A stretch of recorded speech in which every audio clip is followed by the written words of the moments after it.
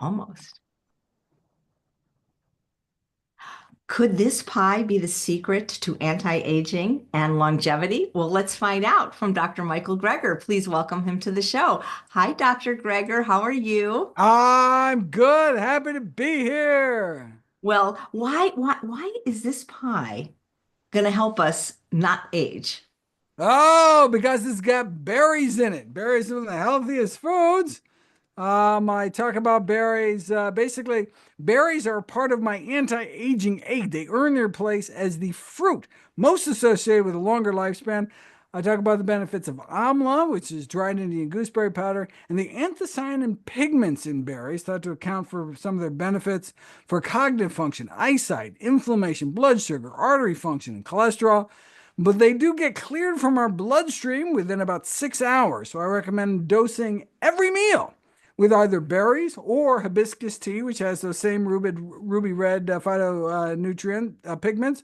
Or there's also savory sources of those anthocyanin purple, red, black pigments found in purple cabbage, and one of my favorites, purple sweet potatoes. Oh, yeah. You know something I just discovered. So I I'm in the middle of nowhere, rural Virginia, and often cannot get my purple sweet potatoes like I used to be able to get year round. Um, and it's such a bummer because I love them so much. I just discovered you can buy purple sweet potato powder. It's just powdered purple sweet potatoes. And so like I used to like them in my smoothies. And so now with the powder, I can put them in my smoothies anytime and you get these bright royal purple, beautiful smoothies. Not that I mean, Now it that I didn't makes it know pretty. that, and I have a couple of questions on that. First of all, where do you get the sweet potato powder? Like on Amazon? The online, Okay, online. and what does it taste like? Oh, it tastes like purple sweet potatoes. It totally tastes like purple sweet potatoes. Oh my Like God, it's exactly. I mean, I bet as a chef I can do something with this. That's Oh my not God, you can make things so. I mean, I think that's what it's actually used for, is kind of natural pigments if they want to make like frosting or something purple or whatever. But it actually tastes really good. It's super nutritious. And so I don't care what it looks like as much as what it does inside my body. Why didn't you tell me this? This is blowing my mind. Now, when you say purple sweet potatoes, Dr. Greger, are you talking about the ones that are often called the Stokes or the ones that they eat in Hawaii that are the Hawaiian sweet potatoes? Either one. So sometimes the purple sweet potatoes are actually white on the outside, but on the inside, you say you can scratch them in the store, or and when you get home, you can crack them open. And they get that bright, fluorescent, crazy purple inside. And the Stokes are actually purple all the way through. The skin is purple, and then you open them up, and they're indeed purple inside. What's sneaky though, sometimes you have this purple sweet potato, and inside it's white. It's the now it's still delicious, but it does not have all those wonderful anthocyanin pigments that we like. So it doesn't really count as a purple sweet potato, even though technically the outside is purple. What we care about is the inside. Right. But yeah, so it's exciting that I can kind of get my purple sweet potato fix year round now. That is amazing. You know, the ones that are called the Okinawan, the ones that we can buy in Hawaii, even at the Costco, you can't easily find them in the United States and they will ship them, but in order to ship them, they have to spray them. And some people don't like that. Oh, interesting. What are they spraying them with? Like pesticide? That I don't know. Something Huh. in order to allow it to go, Huh. from Hawaii Interesting. to the mainland. But there is a company, there's several companies, and I've often bought them from Yeah. like Hawaii Veggie Farm because Oh. Hawaiian ones I think are even sweeter than the Stokes. Oh, what I found is that they're different. They're different like water content. So the Stokes are really drier, so they make like really good like sweet potato fries, but they're a little dry to kind of eat on your own. Like a nice like orange sweet potato gets all caramelized and juicy and delicious. That what I see more as kind of the Hawaiian variety, where if I just want it kind of alone, but if I want something for fries or something, I'm going for the Yeah. Stokes. Yeah, the Stokes are. It's interesting. Stokes are one of the rare fruits and vegetables that's actually like has like a I don't know if it's patented, but it's like it's illegal to grow them without like Stokes approval. Now it's not like they're genetically modified. I think they just found like some mutant variety that happened to be purple, and so they grow it, but somehow have some intellectual property over it, which is kind of interesting. But look, if that allows them to have extra money to like get it in more places, I'm all in favor. But yeah, interesting. Do you also enjoy like the Hana or the white sweet potatoes in the Japanese? Well, yeah, I mean, they're delicious and creamy and super sweet, but I'm missing out on those pigments. I want those pigments. So let's take the powder and mix it in. Oh, hey, there's an idea. Yeah. I am told, I've never been there, but I'm told in Japan, they actually have like little street side vendors. Like instead of selling hot dogs, they sell like sweet potatoes. Like, oh my God, I would love to be walking down the street and be like, just get a sweet potato. Like, how cool is that? Wouldn't that be cool? Instead of the hot dog cart, there was a Oh sweet potato my cart. God, please, please. I don't, but like they wrapped in, like, how do they sell them? Are they Probably just in some foil or some kind of handheld. Oh my God, that sounds so good. Yep, I so want to absolutely. go now. Yep. When they ask me at customs, like, oh, why are you visiting Japan? I'd be like, I'm just here for the sweet potatoes, people. You're a man after my own heart. So you talk about the anti-aging eight, both in your book, How Not to Age, and in your new cookbook, which I hope you'll hold up, the How Not to Age cookbook. I will hold it up. Check it out. Look at these beautiful recipes. Oh my God, it's so pretty. They did such a good job putting it together. So enjoy. And show us the cover. You have to show Oh, the da cover. da da! This is the cover. How Not to AIDS. They did such a good job. Yeah, I'm super happy with it, and sales have been really good, and people really seem to like it, getting some good positive feedback. So love it. So how did you come up with maybe to say what the anti-aging eight are, but how did you discover these? Like how did you do the research of the research? Oh, so How Not to Age ended up with over 13,000 citations. And the anti-aging were really just the foods that came up over and over and over again. So, for example, the berries, I talked about it came out in preserving your mind chapter in terms of cognitive function. Came out in preserving your eyesight chapter. And came out in preserving your circulation in terms of artery function. And so there were certain foods that's just like, well, wait a second, it's not just for one thing, but it seemed to hit different aspects of aging, different organ systems, or were alone associated with longevity. And so I wanted to pull those out. And so it's nothing, it's really not, it's really more kind of a summarizing. It's like, remember how I talked about greens are good for you, and not just in this way, but in this way, this way, and this way. Well, I'm going to give them kind of this special category of anti-aging foods that to ensure that people think about trying to get them every day. And so that when we sat down to the cookbook, Robin Robertson, it's like, all right, what are we doing this time? And I have to be like, all right, well, there's a whole list of these specific foods I really want to get into people's diet, including some kind of weird things that I've never cooked with before, don't know anything about. Something like long pepper, which is kind of in the black pepper family, but has specific senolytic compounds. I discovered all these amazing things about strawberries. I'm like, all right, we need lots of strawberry recipes. We need lots of, and just going through, okay, we got to put wheat germ in this. And so we took all these ingredients and like, all right, let's try to make these delicious because it's one thing to tell people to eat dark green leafy vegetables, but it's another thing to actually get them in their mouths and swallow them. They do you no good if they sit and rot in your crisper. So, that's where the cookbook really comes in. So all the science in the world is useless unless there's people like you that can actually, on the ground, make these things into concoctions that people actually eat. Please don't tell me you are getting a sound problem again. Hello. What? There you No. go. Make them into concoctions. Make them into concoctions that people actually enjoy. Yeah, Then absolutely. we losing sound again? No, no, Everything sounds like on my end. we're perfect. A couple of people are asking about your tie, if you could show the tie. Oh, check it out. Veggie Thai. Veggie, what do we got in there? We have looks like peppers and Are carrots. are those the anti-aging eight on the They're tie? not. They're not. There's nothing special about carrots, sadly. Well, Or tell us, what are tomatoes. the anti-aging eight? Are they all fruits and vegetables? No, so nuts, so walnuts. I think people should eat a palmful of walnuts every day. Actually, so even though legumes are kind of on a per serving basis associated with longevity gains, like if there's one thing it would be legumes, so hummus and lentil soup, et cetera, et cetera. But that's on a per serving basis. On an ounce per ounce basis, on a per weight basis, actually nuts are most associated with living a longer life. So I want to pull that out. And yeah, so the one of the anti-aging aids is prebiotics and postbiotics, where I talk about really fiber-rich foods in general, eating diversity of fiber-rich foods, and so that's really more about a kind of a whole subsection of foods, but that could include barley groats and rye groats and all sorts of other good foods, and just as a mechanism for why they may be so healthy. So somebody's asking, how important is it for everything to be organic? Oh, that's a good question. So I actually didn't cover that in this book, but I did cover it in How Not to Die, where I talk about this modeling study that suggests if half of Americans eat a single more serving of fruits or vegetables, we would prevent every year 20,000 cases of cancer. That is how powerful fruits and vegetables are, right?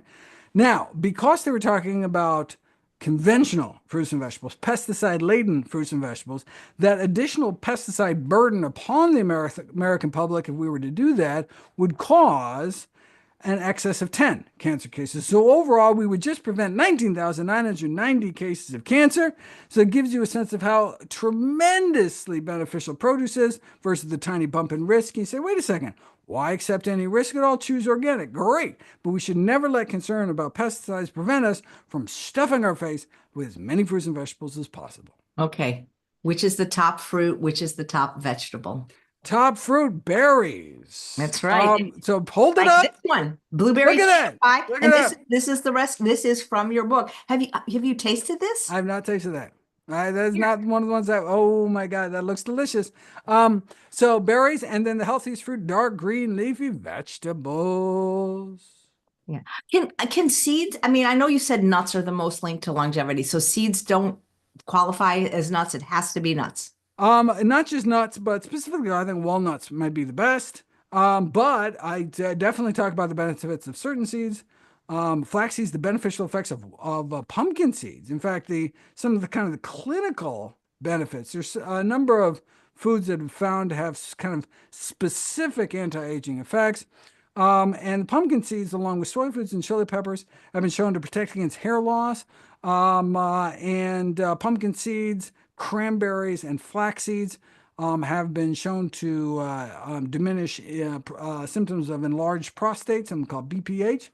So there's specific foods that seem to work for specific conditions, and pumpkin seeds hit at least two of those.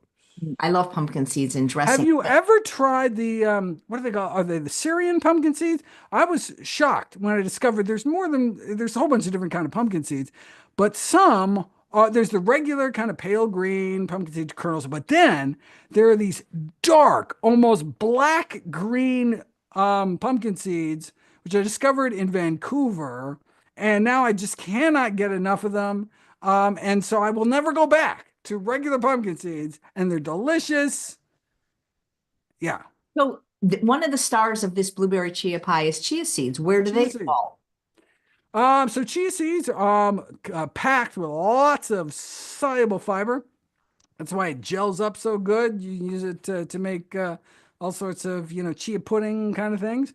Also has lots of omega-3s, those short-chain omega-3 fatty acids, alpha-linolenic acid. But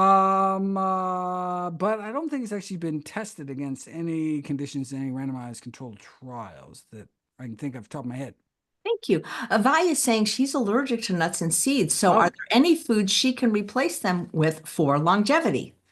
so botanically, nuts and seeds are the same thing as beans and grains, right? They're things that they're like, you put it in the ground, all of a sudden a whole plant pops up.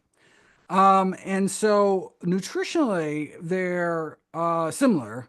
And so if you can't eat nuts and seeds, then you double down on the whole grains and legumes to get the similar kind of nutrient profiles. Yeah. Anna's saying, do legume sprouts count into your legume portion? Oh, they certainly do. I was gonna say I have some legume sprouts right now downstairs, but no, they're actually broccoli sprouts cooking, but they could be lentil sprouts. But I had a lot of old broccoli sprouts I gotta get through. But yeah, absolutely. And what a great, I mean, summertime for those of us in the Northern Hemisphere, what a fun way, what a great snack, like lentil sprouts. I mean, you can just sit there, watch Netflix and eat straight lentils. It's amazing. And they're crispy and juicy and delicious. And how crazy is that? And you're making pounds of produce for pennies on your kitchen counter. And it doesn't take them like a year or a month to grow. They grow in a couple days. It's the coolest thing. And they turn from like, you think of a lentil, it's like a little rock. And you think it's just like this inert substance. No, all of a sudden you just dunk it in water, right? And all of a sudden it just gets, tender and it just bursts with life. Oh, so cool. Yeah, I'm a And it counts big as a fan. and the sprouts count as a longevity food. They absolutely do. Although there's certainly some beans you should not be sprouting. Shouldn't be sprouted like kidney beans. Instead, you're thinking the small bean. You're thinking like little mung beans, zucchini beans, lentils. What are some other good beans to sprout? But not. What about Don't sprout chickpea? kidney beans. Can you Don't sprout? sprout. Don't foul. Don't sprout buckwheat. What about Maybe a few others. chickpea? Can you sprout Oh, chickpea? you can sprout chickpeas. Yes. Nice. So Logan is saying one of the doctors is saying that all the nut studies are a scam. Nut studies are a scam. Yeah. There are interventional trials. I think what I'm presuming he's saying is that these nut studies are observational. Just because nut eaters live longer than non-nut eaters doesn't necessarily mean it's the nuts. Maybe nut eaters are just health nuts and have, exercise more or smoke less or blah, blah, blah. And you can control these factors, but you can't prove cause and effect. But what I tell that doctor to do is look at the interventional trials where she put it to the test.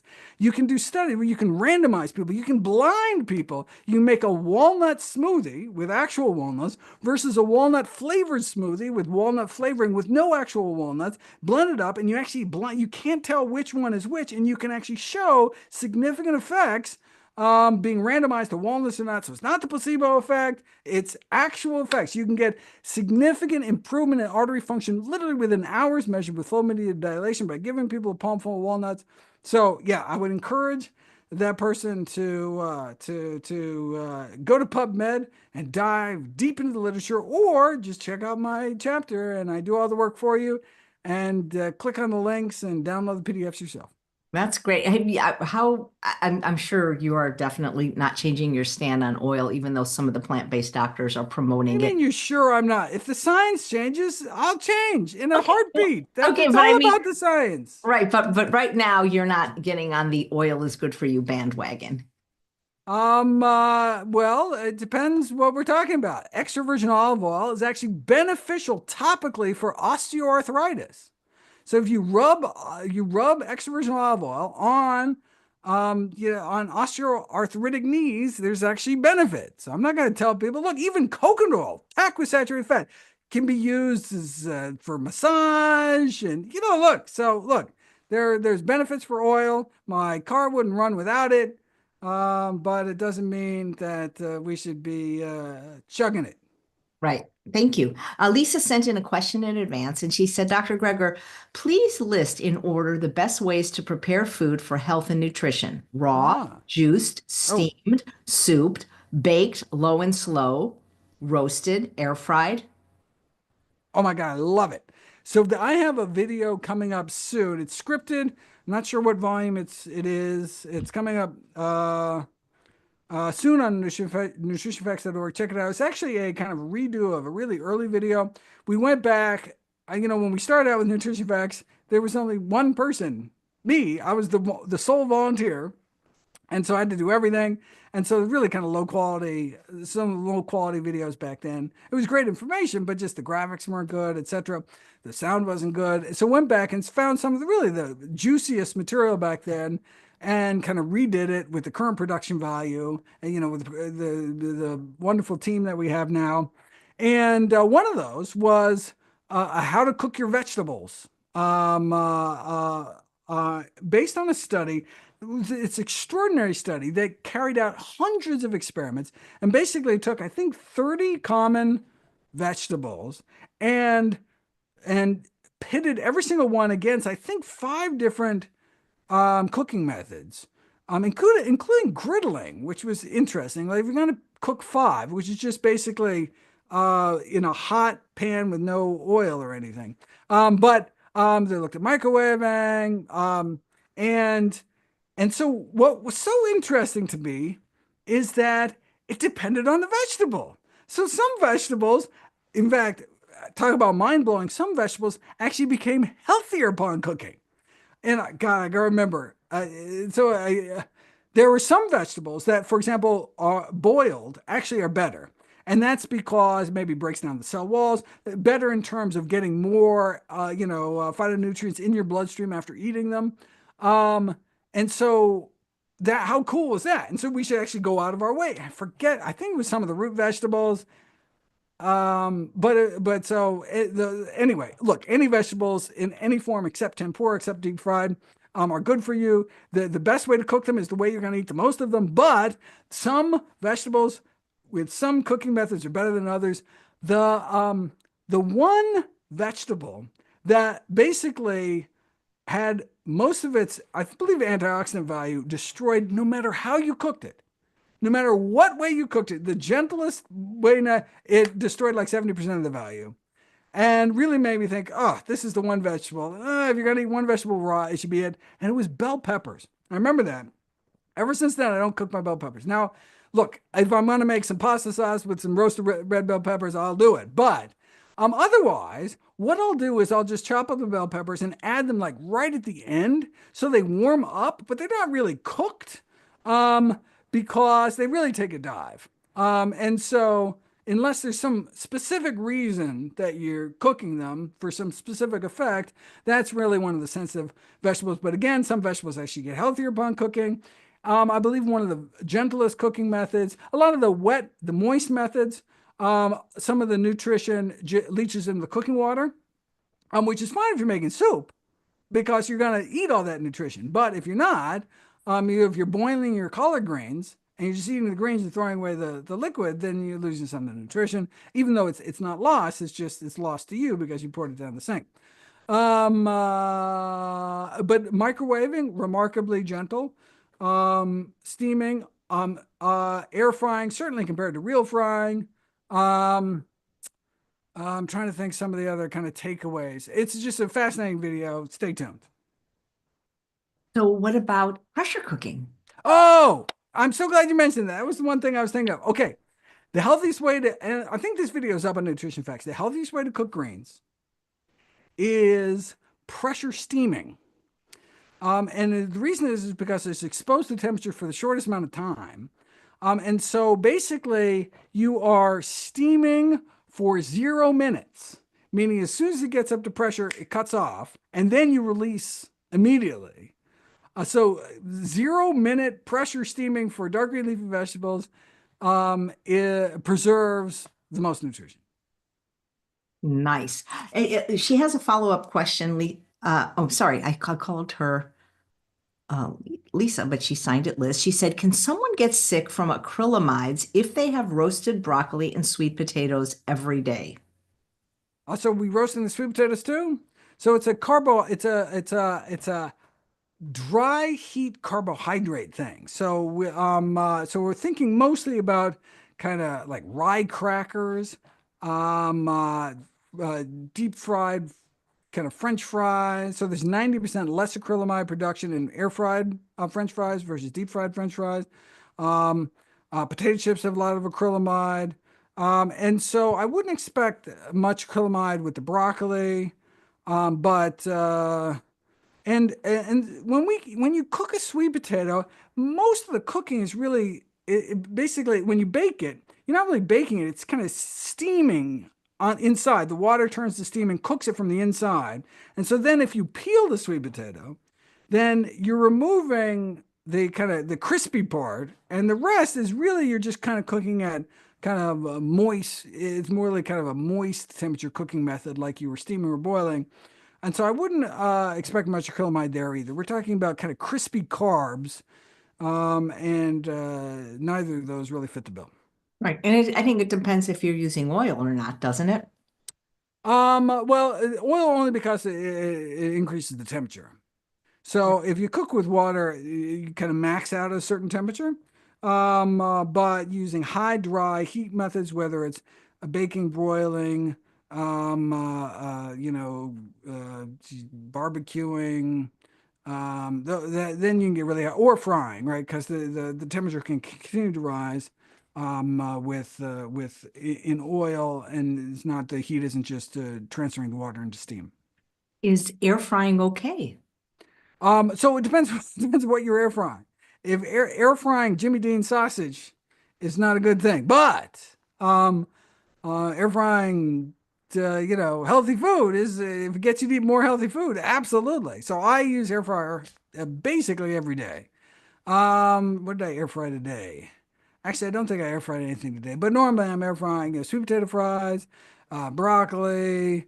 That's how I heat up my edamame now instead of waiting for the water to boil. Yeah, so basically, it's just basically kind of a little convection oven. Just throws a lot of hot steam around and cooks things really quickly, and really intensifies the flavor. And yeah, yeah. So, um, yeah. Yesterday I used it for some corn tortillas. I got them out of the freezer and nice yellow corn tortillas. Don't have access to purple corn tortillas, but I have some nice yellow ones and they crisp up really nice. And I was dipping some I call it chickpea mush, but it's basically just kind of like chickpea salad, with some corn tortillas. It was delicious. Nice. Maybe we could put some of the we could make corn tortillas with your sweet potato powder. Oh, oh, wow. There we go. Yeah, No, so I actually have purple masa, so I can actually make. One of the things I realized is it's really not hard to make tortillas. Like it seemed like to make your own tortillas, but it's like literally it's like water, take powder, take water, you smush it, right? And then the only thing is they're thick, which is kind of well, at least the way I make them. So they're thick, which is kind of nice because they have a really nice kind of mouth feel to them. But if you want that kind of really crispy thin, then you got to find out how to make them better than I do. so you make your own food. Oh, well, whenever I can, absolutely. When I'm at home and I have control over my life, that's how you can guarantee you're getting healthy food. You're not going to let somebody in the back, try to outcompete their neighbor restaurants by just piling on the salt, sugar, and fat. No, you can have total control over your life. You can Nice. actually read ingredient lists. You can sprout your broccoli. I went on Amazon and there's so many different brands of sweet potato powder. Do you have a preference? Oh, I just bought the one that's cheapest. The ones that was cheap, but did you make The, sure it was organic? I do not. I don't think I cared. Okay, I great. want because if well, I mean, if the organic one was the cheapest one, then yes. But if a cheaper price allows me to get more of it, then that'll do better for my health. Thank you. Yeah. I may have looked at just the reviews, make sure it wasn't like totally, I forget. Yeah. So, but yeah, I typically buy whatever's cheapest that doesn't have terrible reviews. Yep. So they're asking if would your answer of the most favorable cooking methods for health and longevity change if a person was healing from cancer, then would you recommend like an all raw diet or no pressure cooking, for example?